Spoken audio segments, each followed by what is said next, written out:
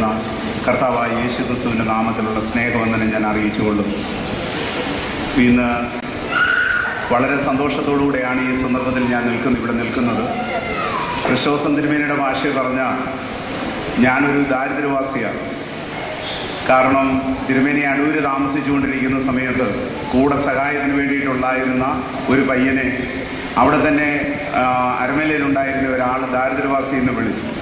അപ്പോൾ അവൻ വളരെ സങ്കടത്തോടെ തിരുമേനിയോട് ചെന്ന് ഈ വിഷയം സംസാരിച്ചപ്പോൾ തിരുമേനി പറഞ്ഞു, ദരിദ്രവാസി എന്നുള്ളതിൻ്റെ അർത്ഥം ദരിദ്രനോടുകൂടെ വസിക്കുന്നെന്ന്.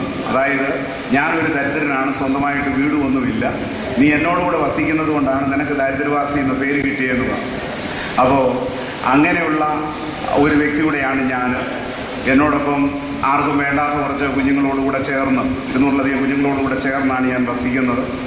ഈ മകനീയ അവസരത്തിൽ ക്രിസ്തോസിൻ്റെ പേരിൽ പല പ്രാവശ്യം ഞങ്ങളിവിടെ കടന്നു വന്നിട്ടുണ്ട്. ഞങ്ങൾ നൽകുന്ന ഭവനദാനത്തിൻ്റെയൊക്കെ കല്ലിടുന്നതും അതിൻ്റെ ആരംഭം കുറിക്കുന്നതും തിരുമേനിയാണ്. ഞാൻ എഴുതിയൊരു പുസ്തകം തിരുമേനി ഉദ്ഘാടനം ചെയ്യാനായിട്ട് കല്ലിശ്ശേരി നടന്ന ഒരു യൂണിയൻ കൺവെൻഷന് കടന്നു വന്നു. അന്ന് ചെയ്ത പ്രസംഗം നിർബന്ധമായിട്ട് ഒരു പുസ്തകമാക്കണമെന്ന് തിരുമേനി എന്നോട് ആവശ്യപ്പെട്ടു. അത് കുതിരകളുടെ ചിറാലിപ്പ് എന്നുള്ള പേരിൽ ആ പുസ്തകം ഇറങ്ങി. തിരുമേനി ഈ സമയത്തൊക്കെ ഒത്തിരി സാമൂഹിക പ്രവർത്തനങ്ങളൊക്കെ ചെയ്യുന്ന സന്ദർഭമാണ്. അതുകൊണ്ട് അതിൻ്റെ ലാഭവിധമൊന്നും ചോദിക്കത്തില്ല എന്നുള്ളത് എനിക്കറിയാം. എങ്കിലും പുസ്തകം വലിയ കുഴപ്പമൊന്നും ഇല്ലാതൊക്കെ തന്നെയാണ് അത് വിറ്റുപോകാനായിട്ട് ഇടയായത്. തിരുമേനിയുടെ കരങ്ങൾ കൊണ്ട് അന്ന് കൊടുക്കാൻ സമ്മതിച്ചതായിട്ടുള്ള ഭവനങ്ങളിലും ധാരാളമായിട്ടുള്ള രീതിയിൽ ഏതാണ്ട് 300-ലധികം ഭവനങ്ങളെ ഞങ്ങൾക്ക് കൊടുക്കാനായിട്ട് ഇവിടെയായിട്ടുണ്ട്. ഈ മഹനീയമായിട്ടുള്ള അവസരത്തിൽ ഇവിടെ കടന്നു വരുന്നവരെ ഇങ്ങനെ ഈ പുസ്തകത്തെക്കുറിച്ചൊന്ന് സംസാരിക്കണമെന്നുള്ള ഒരു ചിന്തയൊന്നും ഉണ്ടെന്ന് ഞാൻ വിചാരിച്ചിരുന്നില്ല. എന്നാൽ സക്രിയാസ് തിരുമേനിയുടെ ജീവചരിത്രം കഴിഞ്ഞ വർഷം ലഭിച്ച സന്ദർഭത്തിൽ അദ്ദേഹത്തിന് ഉണ്ടായ അനുഭവങ്ങളും പ്രത്യേകിച്ച് കീഴിലത്ത് ഒരു രാത്രി വന്ന് താമസിക്കുന്ന സന്ദർഭത്തിൽ ആ രാത്രിയിൽ ഉണ്ടായ സംഭവങ്ങളെ തിരുമേനി വിശകലനം ചെയ്തതും അത് മൂന്നാറിൽ പോയി ഈ പ്രത്യേകമായിട്ടുള്ള കോൺസിഗ്രേഷന് മേൽപ്പെട്ട സ്ഥാനത്ത് കയറി വരുന്നതിന് മുമ്പ് ചെയ്തതായിട്ടുള്ള കാര്യങ്ങളുമൊക്കെ വായിക്കുവാനും അങ്ങനെയുള്ള ഒരു പ്രത്യേക ബന്ധം കണ്ടിട്ടില്ല, അതിൽ കൂടുതൽ പരിചയപ്പെട്ടിട്ടില്ലെങ്കിലും ഹൃദയം കൊണ്ട് ഓർക്കുവാനും തക്കൊണ്ടൊക്കെയുള്ള ഒരു ഭാഗ്യം കിട്ടിയപ്പോൾ അകാലപ്രജ പോലുള്ള എനിക്ക് ഇങ്ങനെയൊരു സാഹചര്യം ഒരുക്കി തന്നത് ബഹുമാനപ്പെട്ട ഡോക്ടർ പോൾ അലക്സാണ്ടറും അദ്ദേഹത്തിൻ്റെ സഹധർമ്മിണിയുമാണ്. ഞാൻ ഈ കിണറ്റിക്കര കുടുംബത്തെ പരിചയപ്പെടുന്നത് അല്ലെങ്കിൽ കൊഴുന്നത്തെ ഭവനത്തെ പരിചയപ്പെടുന്നത് സഹോദരൻ ഷാജി വാപ്പച്ചനിൽ കൂടെയാണ്. ഷാജി വാപ്പച്ചനാണ് അദ്ദേഹം മാർത്തോമാ സഭയിലെ അറിയപ്പെടുന്ന ഒരു കൺവെൻഷൻ പ്രാസംഗികനാണ്. അദ്ദേഹമാണ് എന്നെ ഇവിടെ പരിചയപ്പെടുത്തുന്നത്. ആ പരിചയപ്പെടുത്തൽ എന്നെ ഒത്തിരി ആകർഷിച്ചതായിട്ടുള്ള കാര്യങ്ങളുണ്ട്. ഒന്ന്, ഡോക്ടർ പോൾ അലക്സാണ്ടറുടെ മകൾ അന്ന് BHMS അവസാന വർഷ പരീക്ഷയ്ക്ക് വേണ്ടിയിട്ട് നടന്നുകൊണ്ടിരിക്കുകയാണ്. വ്യാഴാഴ്ച പരീക്ഷ കഴിഞ്ഞ് വ്യാഴാഴ്ച തുടങ്ങുന്ന കൺവെൻഷനിൽ ഈ പെൺകുട്ടി റീബ കടന്നു വന്നു. തിങ്കളാഴ്ച നമുക്ക് പരീക്ഷയുണ്ട്. പക്ഷേ ആ പരീക്ഷയേക്കാൾ കൂടുതൽ ദൈവവചനം കേൾക്കുന്നതിന് വേണ്ടിയിട്ടുള്ള ഒരു ശ്രദ്ധ കൊടുക്കുകയും ആദ്യാവസാനം ആ മീറ്റിങ്ങിൽ പങ്കെടുക്കുകയും ചെയ്തു കഴിഞ്ഞപ്പോൾ ദൈവവചനത്തിന് ആ കുടുംബം കൊടുക്കുന്നത് എത്ര അധികമായിട്ടുള്ള കാര്യമാണെന്ന് എനിക്ക് കണ്ടെത്താനായിട്ടിടയായി. മറ്റൊന്ന്, ആദ്യത്തെ ദിവസം കൺവെൻഷൻ കഴിഞ്ഞ് ആ വീട്ടിലേക്ക് കടന്നു വരുമ്പോൾ അവിടെ ആ പ്രദേശത്ത് പ്രവർത്തിക്കുന്ന മാർത്തോമാ സഭയിലെ പ്രഗത്ഭരായിട്ടുള്ള അച്ഛന്മാരൊക്കെ ഉണ്ട്. അവരോടൊപ്പം തന്നെ ആ ഭക്ഷണമേശയിലൊരു കുടുംബം, ഒരു പെൺകുട്ടിയും ഒരു സ്ത്രീയോ ഉണ്ട്, മകളും കൂടെ ഇരിക്കുന്നു. അപ്പോൾ പിന്നീടാണ് ഞാൻ മനസ്സിലാകുന്നത് എയ്ഡ്സ് രോഗം ബാധിച്ച ആർക്കും വേണ്ടാതെ സ്വന്തം ഭവനത്തിൽ നിന്ന് ഇറക്കി വിട്ടതായിട്ടുള്ള സുജാതയുടെ മകൻ ആദർശുമാണ്. അവർ പിന്നീട് കൊഴുമന്നം പള്ളിയിലെ അംഗങ്ങളായിട്ട് ചേർന്നു. ഞാൻ അവരെ മാമോദിസ കേൾക്കുവാനായിട്ടിടയായി. അപ്പോൾ ലോകത്തിന് വേണ്ടാത്ത ചില കുടുംബങ്ങളെയൊക്കെ ഏറ്റെടുത്ത് സ്വന്തം വീട്ടിൽ താമസിപ്പിക്കുകയൊക്കെ ചെയ്യുന്നതായിട്ടുള്ള ഒരു അനുഭവം.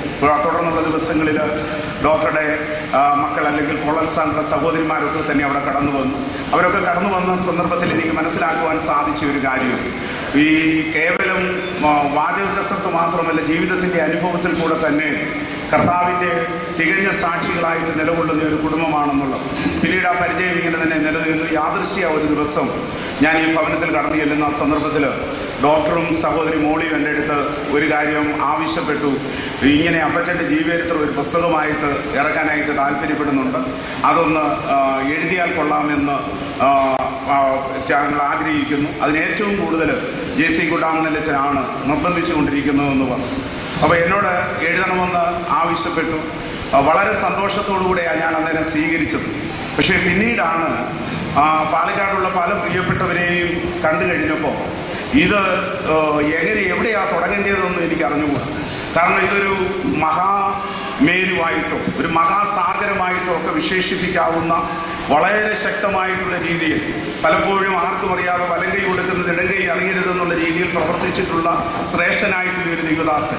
ഒട്ടും അതിശോക്തി കൂടാതെ ഞാൻ പറയാം, ഡോക്ടർ KT അലക്സാണ്ടറും അന്നുള്ള പ്രവർത്തകരും കേരളം വിട്ട് ഇംഗ്ലണ്ടിൽ അല്ലെങ്കിൽ ഒരുപക്ഷെ ബംഗാളിലോ വല്ലതും ആയിരുന്നു എന്ന് വരികയും മദർ തെരേസയ്ക്ക് കൊടുക്കുന്നതിനേക്കാൾ പ്രാധാന്യം ഈ ഡോക്ടർക്കും അദ്ദേഹത്തിന്റെ പ്രവർത്തനത്തിൽ ലഭിക്കുമായിരുന്നുള്ളതിന് സംശയമൊന്നുമില്ല. നമുക്കറിയാം 1924 മാർത്തോമാ സഭ അതിൻ്റെ ആദ്യ വിദേശ മിഷൻ ആരംഭിക്കുന്നത്. മാർത്തോമാ സഭയെ സംബന്ധിച്ചിടത്തോളം ഒരുപാട് പ്രാഗൽഭ്യം ഉണ്ടായിരുന്ന ഒരു കാര്യം കൂടെ ആയിരുന്നു അത്. അതിനെക്കുറിച്ച് അന്ന് ഒരുപാട് കാര്യങ്ങളൊക്കെ കൂടെ ലേഖനങ്ങളും മറ്റും ഒക്കെ ആയിട്ട് നമ്മൾ ധാരാളം വായിക്കുക ആ കാലഘട്ടങ്ങളിലും ഒക്കെ കൂടെ ഉണ്ടായി. ആ സന്ദർഭങ്ങളിൽ ആശ്രമങ്ങൾ തുടങ്ങുന്ന ഒരു സന്ദർഭം കൂടെയാണ്. ആദ്യത്തെ ക്രിസ്തീയ ആശ്രമം ബിഷപ്പ് അസ്രിയയുടെ നേതൃത്വത്തിലുണ്ടായി. രണ്ടാമത് ഡോക്ടർ യേശുദാസനും ഡോക്ടർ പെയ്റ്റനും ഒക്കെ കൂടെ ചേർന്ന് തിരുപ്പത്തൂരിൽ ക്രിസ്തുവില ആശ്രമം ആരംഭിക്കുവാനായിട്ടിടയായി. അവിടെയാണ് നിരണത്തു നിന്ന് കടന്നുപോയിട്ട് ഡോക്ടർ KT അലക്സാണ്ടർ തന്റെ ശുശ്രൂഷയുടെ ഒരു ഭാഗം അല്ലെങ്കിൽ ആരംഭിക്കുന്നു. നിരണം എന്ന് പറയുന്ന സ്ഥലം നമുക്കറിയാം, അതിന് രണ്ട് വ്യാഖ്യാനം കൊടുക്കാം. ഒന്നുകിൽ അത് രണമില്ലാത്തത്, രണമില്ലാത്ത ഭൂമി. എനിക്ക് തോന്നുന്നു സക്കറിയ സിനിമയുടെ സ്വഭാവമൊക്കെ വെച്ച് നോക്കുമ്പോൾ രണമില്ലാത്ത, യുദ്ധമില്ലാത്ത ഇതെന്നുള്ളത് വിശേഷിപ്പിക്കുന്നതിൻ്റെ അകത്ത് വലിയ തെറ്റൊന്നുമില്ലെന്ന് എൻ്റെ വിചാരം. രണ്ടാമത്തേത് നീർമണ്ണ്, അതാണ് നിരണം എന്ന് പറയുന്നത്. അപ്പോ എപ്പോഴും നല്ല ശുദ്ധജലം കിട്ടിക്കൊണ്ടിരുന്ന ഒരു സ്ഥലമായിട്ടും കൂടെ അതിനെ നമുക്ക് കണ്ടെത്താനായിട്ട് സാധിക്കും. അങ്ങനെയാണ് പറയുന്നത്. പിന്നീട് ഒരുപാട് അതിനെ നിരണത്തെക്കുറിച്ച് പ്രശംസിക്കാനായിട്ടുള്ളത് ഒത്തിരിയധികമായിട്ടുള്ളതുണ്ട്. അതിന്റെ കുറച്ച് ഭാഗങ്ങളൊക്കെ ആ പുസ്തകത്തിൽ ഞങ്ങൾ ചേർക്കുവാനായിട്ട് ഇടയായിട്ടും. അപ്പൊ ഈ നിരണം എന്ന് പറയുന്ന ഈ സ്ഥലത്തു നിന്ന് KC തോമസ് നേരത്തെ ഇവിടെ ഓർമ്മിച്ചു, തൊമ്മി ചാണ്ടപ്പള്ളി എന്ന് പറയുന്ന കിണറ്റിക്കര ആശാൻ, അദ്ദേഹത്തിന്റെ കാലഘട്ടത്തിൽ മാർത്തോമാ സഭ ഒരു വൈതരണിയിൽ കൂടെ കടന്നു പോകുന്ന ഒരു കാലഘട്ടമാണ്. സഭാ കേസുകളുടെ ഉള്ളിൽ സഭ പരാജയപ്പെട്ട് നിൽക്കുന്ന അവസരത്തിൽ അന്നുണ്ടായിരുന്ന ഓർത്തഡോക്സ് ഭാഗത്തുണ്ടായിരുന്ന ബിഷപ്പ് ഈ സഭയ്ക്കെതിരായിട്ട് നിരണംപള്ളിയുടെ കൈവശപ്പെടുത്തുന്നതിന് വേണ്ടിയിട്ടുള്ള പ്രത്യേക കേസുകൾ കൊടുക്കും. ആ കേസുകളുടെ ഉള്ളിൽ പലരും അംഗങ്ങളായെന്ന് വരികയും ഈ തൊമ്മി ചാണ്ടപ്പള്ളി എന്ന് പറയുന്ന ആശാനുമായിട്ടുള്ള അഭേദ്യമായിട്ടുള്ള ബന്ധം, ആ ബന്ധത്തിനൊരു കാരണം പരിമല തിരുമേനി ഒരു മാരകമായിട്ടുള്ള രോഗത്തിന്റെ അടിമയായിരുന്നു. പൈൽസിന്റെ രോഗം അദ്ദേഹത്തെ കാർന്നു നിന്നുകൊണ്ടിരുന്നു. ആ രോഗത്തിന് ചികിത്സ കൊടുത്തുകൊണ്ടിരുന്നത് അല്ലെങ്കിൽ അതിന് വേണ്ടുന്ന ഒരു ക്രമീകരണം അന്നത്തെ ഒരുപാട് ആയുർവേദ മരുന്നുകൾ, ഒറ്റമൂലികളൊക്കെ അറിയാമായിരുന്ന തൊമ്മി ചാണ്ടപ്പള്ളി എന്ന് പറയുന്ന ഈ കിണറ്റിക്കരി ആശാന കൊടുത്തുകൊണ്ടിരുന്നത്. അതൊരു സംസ്കൃത പണ്ഡിതനൂടെയായിരുന്നു. അപ്പോ അദ്ദേഹത്തിന്റെ മകനായിട്ടാണ് KC തോമസും KC മാത്യു. ഇവിടെ നേരത്തെ സ്വാഗതം പറഞ്ഞ ഡോക്ടർ മാത്യു തോമസിന്റെ വല്യപ്പച്ചൻ KC മാത്യുവും KC തോമസും ഇവർ രണ്ട് സഹോദരന്മാരുണ്ടാകും. അതിലെ KC തോമസ് രണ്ടുപേർക്കും ഗവൺമെന്റ് ജോലി ഉണ്ടായിരുന്നു. പക്ഷേ ക്രിസ്തുവിന്റെ നിന്ന വലിയ ദിനമെന്ന് കണ്ട് ആ ജോലിക്ക് ഗവൺമെന്റ് ജോലി രാജിവെച്ച് കർത്താവിന്റെ വേലയ്ക്കായിട്ട് KC തോമസ് സൺഡേ സ്കൂൾ കുട്ടികളുടെ ഇടയിലുള്ള പ്രവർത്തനം തുടങ്ങി. ഈ സന്ദർഭത്തിലാണ് കടൽ തീര മിഷൻ മാർത്തോമാ സഭ ആരംഭിക്കുന്നത്. അതിൻ്റെ അകത്ത് കടന്നുപോയി കഴിഞ്ഞ് അവിടെ പ്രവർത്തിക്കുകയും കൂടെ ചെയ്യുകയും അന്ന് അവിടെ വന്ന CMS മിഷണറിമാരിൽ നിന്ന് ഈ ഹോമിയോയുടെ ബാലപാഠങ്ങൾ KC തോമസ് പഠിക്കുകയൊക്കെ ചെയ്യും. അപ്പോൾ അത് തന്നെ മൂത്ത മകന് പാപ്പച്ചൻ എന്നാണ് ഡോക്ടർ KT അലക്സാണ്ടർ ഓമന പേരിൽ വിളിച്ചുകൊണ്ടിരുന്നത്. അദ്ദേഹത്തെ ഇത് പകർന്നു കൊടുക്കുകയും കർത്താവിന്റെ വേലയാണ് ഏറ്റവും വലുത് എന്ന് അദ്ദേഹത്തിന് പറയുകയൊക്കെ ചെയ്യുന്നതായിട്ടുള്ള സാഹചര്യം ഉണ്ടായി. അതിനുശേഷം അദ്ദേഹം ഹോമിയോയിൽ ഗോൾഡ് മെഡലോടുകൂടെയാണ് വിദ്യാഭ്യാസം പൂർത്തീകരിച്ച് തിരുപ്പത്തൂർ ആശ്രമത്തിലേക്ക് കടന്നുപോകും. തിരുപ്പത്തൂർ ആശ്രമത്തിൽ നിന്ന് കടന്നു വരുമ്പോഴാണ് പാലക്കാട് കുഴൽമന്നത്ത് ക്രിസ്തുദാസ ആശ്രമം ആരംഭിക്കുന്നത്. സാധാരണഗതിയിൽ ആരും അങ്ങോട്ട് ചെയ്യുന്നത് തുടങ്ങിയ ഒരു വേലയല്ല പാലക്കാട്ടെ വേല. പാലക്കാട്ടെ വേല തുടങ്ങുന്നത് അവിടുന്ന് ഉണ്ടായിരുന്ന 7 സഹോദരങ്ങളിൽ ചിലർ മാർത്തോമാ സുവിശേഷ സംഘത്തിന് വേണ്ടിയിട്ട് അയച്ച കത്തിൽ നിന്നാണ് ആ വേല തുടങ്ങുവാനായിട്ടിടയായി. അപ്പോൾ ആ വേലയ്ക്ക് വേണ്ടിയിട്ട് അന്ന് അബ്രഹാം ഉപദേശി എന്ന് പറയുന്ന ഒരു ദിവദാസൻ പോയി സഭ വെച്ച ഒരു കമ്മീഷന്റെ അകത്ത് പ്ലാവുങ്കലച്ചനും KM ദാനിയൽ സാറും ഉണ്ടായിരുന്നു. ഇവർ 3 പേരും കൂടെ പോയിട്ട് കുഴൽമന്നത്ത് എന്നിട്ട് അവിടെയുള്ള ചന്തയിൽ ഒരു പരസ്യമൊക്കെ നടത്തും. അവിടെ ഒരു മനോഹരമായിട്ടുള്ള ഒരു അമ്പലമുണ്ട്, ശ്രീകൃഷ്ണ ക്ഷേത്രം. ആ ക്ഷേത്രത്തിലുള്ള ശ്രീകൃഷ്ണൻ മന്നമായിട്ട് ഓടക്കുഴൽ ഊതി, അങ്ങനെ സാവധാനത്തിൽ കുഴൽ ഊതിയത് കൊണ്ടാണ് കുഴൽമന്നം എന്നുള്ള പേര് കിട്ടിയതായിട്ടാണ് കണക്കാക്കുന്നത്. ഉണ്ടാക്കപ്പെടും. ആ കുഴൽ നിന്നിട്ടാണ് ക്രിസ്തുദാസ ആശ്രമവും ആരംഭിക്കുന്നു. അത് അവിടുത്തെ പ്രവർത്തനത്തെക്കുറിച്ചൊക്കെ പറഞ്ഞു കഴിയുമ്പോൾ ഇന്നത്തെ തലമുറ ധാരാളമായിട്ട് അറിഞ്ഞിരിക്കേണ്ടതാണ്. അന്ന് പ്രവർത്തനത്തിന് വേണ്ടിയിട്ട് പോയി പ്രവർത്തിക്കാനായിട്ടുള്ള സാധ്യതകളൊന്നും തന്നെ ഇല്ല. അപ്പോൾ അതിനുള്ള സാമ്പത്തിക സ്രോതസ്സുകളില്ല. അപ്പോൾ ഉൽപ്പാൻ നെയ്ത് അത് വിറ്റിട്ട് അതിൻ്റെ പണം കൊണ്ട് അവിടുത്തെ ആൾക്കാരെ സംരക്ഷിച്ചിരുന്ന ഒരു കാലഘട്ടം പാലക്കാട്ടുണ്ടായിരുന്നു. അതിലുപരി ഏറ്റവും വലുതായിട്ടുള്ളൂ മാർത്തോമാസഭ പാലക്കാട് മിഷൻ തുടങ്ങിയതുകൊണ്ട് എന്ത് സാധിച്ചു എന്നുള്ള ചോദ്യത്തിന് ഉള്ള ഏറ്റവും വലിയ ഉത്തരമാണ് പാലക്കാടൻ പ്രദേശത്ത് അല്ലെങ്കിൽ മലബാർ പ്രദേശത്തുള്ള ഇന്ന് നായാടികൾ എന്ന് പറയുന്ന ഒരു സമൂഹം. നായാടികൾ ഒരു ബ്രാഹ്മണനെ കണ്ടാൽ 300 അടി അകലെ മാത്രമേ നിൽക്കാൻ പറ്റത്തുള്ളായിരുന്നു. അത്രമാത്രം ഐക്യം ഉണ്ടായിരുന്ന തോട്ടികളായിട്ടുണ്ടായിരുന്ന ആൾക്കാർ. അവരെ സംബന്ധിച്ചിടത്തോളം അവരെ കൊണ്ടൊന്ന് കുളിപ്പിച്ച്, ഇവിടെ നേരത്തെ ഓർപ്പിച്ചല്ലോ, ഈ ഡോക്ടർ KT അലക്സാണ്ടറും അദ്ദേഹത്തിൻ്റെ സഹധർമ്മിണി ശോശാമ്മ കൊച്ചമ്മ തേവലക്കര വൈദ്യൻ ഫാമിലിയിൽപ്പെട്ട ഒരാളാണ്. ആ കർത്തൃദാസി ഈ നായാടികളായിട്ടുള്ള തോട്ടികളായിട്ടുള്ള ആൾക്കാരെ കൊണ്ടുവന്ന് അവരുടെ ആൾക്കാരെ വീട്ടിൽ കൊണ്ടുവന്ന് കുളിപ്പിച്ചു, അവർക്ക് ഭക്ഷണം കൊടുത്തു, അവരെ കൂടെ സംരക്ഷിച്ചു. അങ്ങനെ നായാടികൾ ആദ്യമായിട്ട് റോഡിലിറങ്ങി നടക്കാനായിട്ടുള്ള ഒരു സംവിധാനം ഉണ്ടായെന്ന് പറയുന്നത് പി ജോൺ വർഗീസ് അച്ഛൻ പാലക്കാട്ടച്ഛനും അതല്ലെന്നൊരിക്കൽ ഡോക്ടർ KT അലക്സാണ്ടറും അടങ്ങുന്ന ക്രിസ്തുദാസ ആശ്രമത്തിൻ്റെ പ്രവർത്തന ഫലമാണ് എന്നുള്ളത് നമ്മൾ മറന്നുപോകരുത്. ചരിത്രത്തിൻ്റെ ഉള്ളിൽ ഒരു വലിയ മാറ്റം നടത്തുവാൻ തക്കവണ്ണം ഇടയായതായിട്ടുള്ള ഒരു ശ്രേഷ്ഠദാസൻ. പക്ഷെ ഇന്ന് തലമുറയ്ക്ക് യോസഫിനെ അറിയാത്ത ഒരു രാജാവ് ഉണ്ടായി എന്ന് പറഞ്ഞ പോലെ ഇത് പലതും നമ്മൾ മറന്നുപോകുന്നതായിട്ടുള്ള ഒരു കുടുംബയോഗത്തിന്റെ ആഗ്രഹമായിരുന്ന സ്മരണിക പ്രസിദ്ധീകരണം ചെയ്യുന്നതിന് മുഖ്യ പങ്ക് വഹിച്ചിട്ടുള്ള ബ്രദർ തോമസ് വർഗീസിനെ സ്മരണിക പരിചയപ്പെടുത്തുന്നതിനായി വിനീതപൂർവ്വം ക്ഷണിച്ചു വന്നു.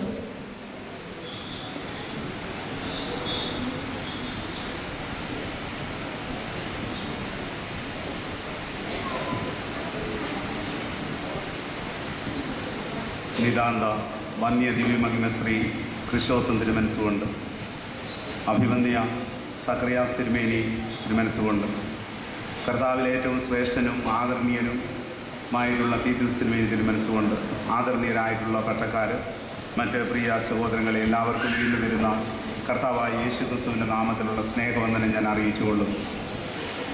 ഇന്ന് വളരെ സന്തോഷത്തോടുകൂടെയാണ് ഈ സന്ദർഭത്തിൽ ഞാൻ ഇവിടെ നിൽക്കുന്നത്. ക്രിസ്റ്റോസ് തിരുമേനിയുടെ ഭാഷയിൽ പറഞ്ഞാൽ ഞാനൊരു ദാരിദ്ര്യവാസിയാണ്. കാരണം തിരുമേനി അടൂര് താമസിച്ചുകൊണ്ടിരിക്കുന്ന സമയത്ത് കൂടെ സഹായത്തിന് വേണ്ടിയിട്ടുണ്ടായിരുന്ന ഒരു പയ്യനെ അവിടെ തന്നെ അരമേലയിലുണ്ടായിരുന്ന ഒരാൾ ദാരിദ്ര്യവാസി എന്ന് വിളിച്ചു. അപ്പോൾ അവൻ വളരെ സങ്കടത്തോടെ തിരുമേനിയോട് ചെന്ന് ഈ വിഷയം സംസാരിച്ചപ്പോൾ തിരുമേനി പറഞ്ഞു, ദരിദ്രവാസി എന്നുള്ളതിൻ്റെ അർത്ഥം ദരിദ്രനോടുകൂടെ വസിക്കുന്നതെന്ന്. അതായത് ഞാനൊരു ദരിദ്രനാണ്, സ്വന്തമായിട്ട് വീടുമൊന്നുമില്ല, നീ എന്നോടുകൂടെ വസിക്കുന്നത് കൊണ്ടാണ് നിനക്ക് ദരിദ്രവാസി എന്ന പേര് കിട്ടിയെന്ന് പറഞ്ഞു. അപ്പോൾ അങ്ങനെയുള്ള ഒരു വ്യക്തിയുടെയാണ് ഞാൻ. എന്നോടൊപ്പം ആർക്കും വേണ്ടാത്ത കുറച്ച് കുഞ്ഞുങ്ങളോടുകൂടെ ചേർന്ന് 200-ലധികം കുഞ്ഞുങ്ങളോടുകൂടെ ചേർന്നാണ് ഞാൻ വസിക്കുന്നത്. ഈ മകനീയ അവസരത്തിൽ ക്രിസ്റ്റോസ് തിരുമേനി പല പ്രാവശ്യം ഞങ്ങളിവിടെ കടന്നു വന്നിട്ടുണ്ട്. ഞങ്ങൾ നൽകുന്ന ഭവനദാനത്തിൻ്റെയൊക്കെ കല്ലിടുന്നതും അതിൻ്റെ ആരംഭം കുറിക്കുന്നതും തിരുമേനിയാണ്. ഞാൻ എഴുതിയ ഒരു പുസ്തകം തിരുമേനി ഉദ്ഘാടനം ചെയ്യാനായിട്ട് കല്ലിശ്ശേരി നടന്ന ഒരു യൂണിയൻ കൺവെൻഷന് കടന്നു വന്നു. അന്ന് ചെയ്ത പ്രസംഗം നിർബന്ധമായിട്ടൊരു പുസ്തകമാക്കണമെന്ന് തിരുമേനി എന്നോട് ആവശ്യപ്പെട്ടു. അത് കുതിരകളുടെ ചിറാലിപ്പ് എന്നുള്ള പേരിൽ ആ പുസ്തകം ഇറക്കി. തിരുമേനി ഈ സമയത്തൊക്കെ ഒത്തിരി സാമൂഹിക പ്രവർത്തനങ്ങളൊക്കെ ചെയ്യുന്ന സന്ദർഭമാണ്. അതുകൊണ്ട് അതിൻ്റെ ലാഭവിഹിതമൊന്നും ചോദിക്കത്തില്ല എന്നുള്ളത് എനിക്കറിയാം. എങ്കിലും പുസ്തകം വലിയ കുഴപ്പമൊന്നും ഇല്ലാതൊക്കെ തന്നെയാണ് അത് വിറ്റുപോകാനായിട്ട് ഇടയായത്. തിരുമേനിയുടെ കരങ്ങൾ കൊണ്ട് അന്ന് കൊടുക്കാൻ സമ്മതിച്ചതായിട്ടുള്ള ഭവനങ്ങളിലും ധാരാളമായിട്ടുള്ള രീതിയിൽ ഏതാണ്ട് 300-ലധികം ഭവനങ്ങൾ ഞങ്ങൾ കൊടുക്കാനായിട്ട് ഇടയായിട്ടുണ്ട്. ഈ മഹനീയമായിട്ടുള്ള അവസരത്തിൽ ഇവിടെ കടന്നു വരുന്നവരെ ഇങ്ങനെ ഈ പുസ്തകത്തെക്കുറിച്ചൊന്ന് സംസാരിക്കണമെന്നുള്ള ഒരു ചിന്തയൊന്നും ഉണ്ടെന്ന് ഞാൻ വിചാരിച്ചിരുന്നില്ല. എന്നാൽ സക്രിയാസ് തിരുമേനിയുടെ ജീവചരിത്രം കഴിഞ്ഞ വർഷം ലഭിച്ച സന്ദർഭത്തിൽ അദ്ദേഹത്തിന് ഉണ്ടായ അനുഭവങ്ങളും പ്രത്യേകിച്ച് കീഴിലത്ത് ഒരു രാത്രി വന്ന് താമസിക്കുന്ന സന്ദർഭത്തിൽ ആ രാത്രിയിൽ ഉണ്ടായ സംഭവങ്ങളെ തിരുമേനി വിശകലനം ചെയ്തതും അത് മൂന്നാറിൽ പോയി ഈ പ്രത്യേകമായിട്ടുള്ള കോൺസിഗ്രേഷന് മേൽപ്പെട്ട സ്ഥാനത്ത് കയറി വരുന്നതിന് മുമ്പ് ചെയ്തതായിട്ടുള്ള കാര്യങ്ങളും ഒക്കെ വായിക്കുവാനും അങ്ങനെയുള്ള ഒരു പ്രത്യേക ബന്ധം കണ്ടിട്ടില്ല, അതിൽ കൂടുതൽ പരിചയപ്പെട്ടിട്ടില്ലെങ്കിലും ഹൃദയം കൊണ്ട് ഓർക്കുവാനും തക്കവണ്ണമൊക്കെയുള്ള ഒരു ഭാഗ്യം കിട്ടിയപ്പോൾ അകാലപ്രജ പോലുള്ള എനിക്ക് ഇങ്ങനെയൊരു സാഹചര്യം ഒരുക്കി തന്നത് ബഹുമാനപ്പെട്ട ഡോക്ടർ പോൾ അലക്സാണ്ടറും അദ്ദേഹത്തിൻ്റെ സഹധർമ്മിണിയുമാണ്. ഞാൻ ഈ കിണറ്റിക്കര കുടുംബത്തെ പരിചയപ്പെടുന്നത്, അല്ലെങ്കിൽ കൊഴൽമന്നത്തെ ഭവനത്തെ പരിചയപ്പെടുന്നത് സഹോദരൻ ഷാജി വാപ്പച്ചനിൽ കൂടെയാണ്. ഷാജി വാപ്പച്ചനാണ്, അദ്ദേഹം മാർത്തോമാ സഭയിലെ അറിയപ്പെടുന്ന ഒരു കൺവെൻഷൻ പ്രാസംഗികനാണ്. അദ്ദേഹമാണ് എന്നെ ഇവിടെ പരിചയപ്പെടുത്തുന്നത്. ആ പരിചയപ്പെടുത്തൽ എന്നെ ഒത്തിരി ആകർഷിച്ചതായിട്ടുള്ള കാര്യങ്ങളും. ഒന്ന്, ഡോക്ടർ പോൾ അലക്സാണ്ടറുടെ മകൾ അന്ന് VHMS അവസാന വർഷ പരീക്ഷയ്ക്ക് വേണ്ടിയിട്ട് നടന്നുകൊണ്ടിരിക്കുകയാണ്. വ്യാഴാഴ്ച പരീക്ഷ കഴിഞ്ഞ് വ്യാഴാഴ്ച തുടങ്ങുന്ന കൺവെൻഷനിൽ ഈ പെൺകുട്ടി റീബ കടന്നു വന്നു. തിങ്കളാഴ്ച നമുക്ക് കുടുംബയോഗത്തിന്റെ ആഗ്രഹമായിരുന്ന സ്മരണിക പ്രസിദ്ധീകരണം ചെയ്യുന്നതിന് മുഖ്യ പങ്ക് വഹിച്ചിട്ടുള്ള ബ്രദർ തോമസ് വർഗീസിനെ സ്മരണിക പരിചയപ്പെടുത്തുന്നതിനായി വിനീതപൂർവ്വം ക്ഷണിച്ചു.